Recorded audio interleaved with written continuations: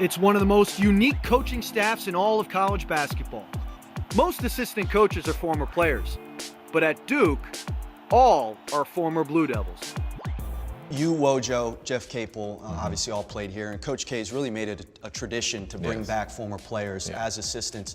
What is unique about doing that? I think it really helps the kids understand that, look, I have someone who I can depend on to talk to, who's struggled and been through a lot of things that I've, have to overcome. And also to really talk to the kid about what the program means. You know, when you have worn the jersey, you can talk to about the pride and everyone who's worn it, before you, to help them, make the program what it is. You were obviously a head coach at Oklahoma and VCU.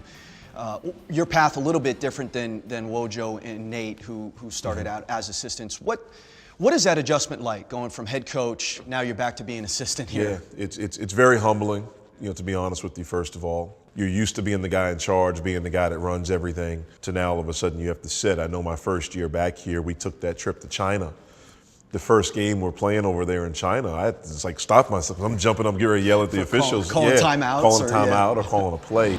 Slips it to Parker for the dunk. The last few years, Jabari Parker, Kyrie Irving, Austin Rivers all walk through the door. The attention those guys get, you guys are trying to build a team. Is that a distraction?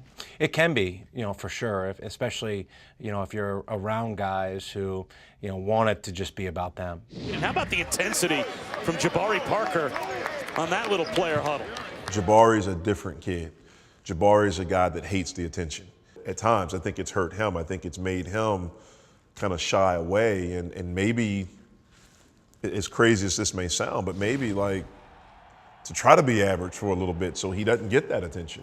We've been fortunate in that the really outstanding freshmen that we've had understand the bigger concept, that it is a team game, and why they want to excel on an individual level. They know they need to be a part of a team to win a championship.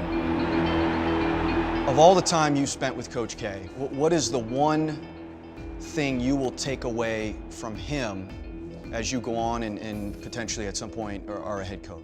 Your work ethic and your passion for the game, it has to be at a high level. And, there's plenty of times where we come back from, games where, we could have lost or whatever, and we're up watching film to 3, 4 in the morning, and you're dog tired, and, you got to have that passion to say, look, I don't like this feeling. I want to get my team better, and I want to wake up the next day after only sleeping 2 hours to show my team that, look, we have to get better and improve. You arrived here 1993-94 season. It's been 20 years. In those 20 years, and really think back to your time as a player and then now as a coach, how is Coach K different? He yelled a lot more back then, especially at me. But you could do that. You can't do that as much anymore. Everything has to be so PC now.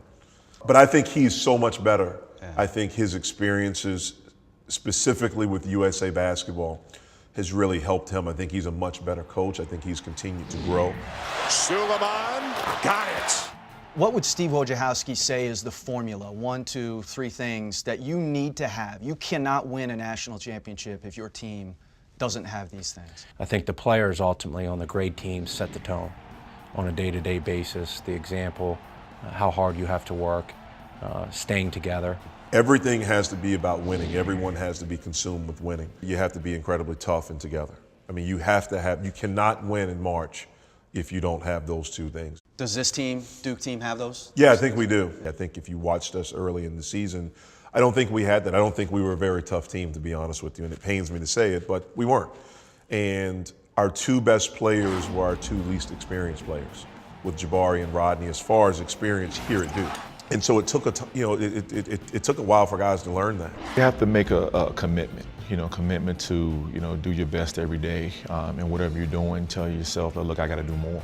And I think from here on to the last day, we got to keep grinding out and keep their juices flowing and get them to see the bigger picture, that what they do today, it truly does matter.